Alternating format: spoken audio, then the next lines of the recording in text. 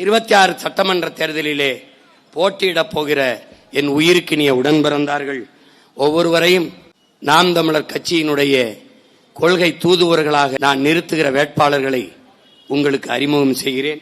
விழுப்புரம் மாவட்டத்தினுடைய வேட்பாளர்கள் என்னுடைய அன்பு தங்கை விழுப்புரம் சட்டமன்ற தொகுதியில் மருத்துவர் அபிநயா பொன்னிவளவன் அவர்களை வெற்றி வேட்பாளராக அறிவிப்பதில் மகிழ்ச்சி.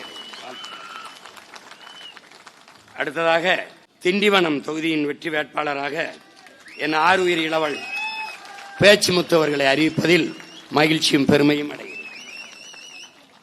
அடுத்ததாக மயிலம் சட்டமன்ற தொகுதியின் வெற்றி வேட்பாளராக அன்பிற்கினிய என் மாப்பிள்ளை விஜய் விக்ரம் அவர்களை அறிவிப்பதில் மகிழ்ச்சி அடைகிறேன்.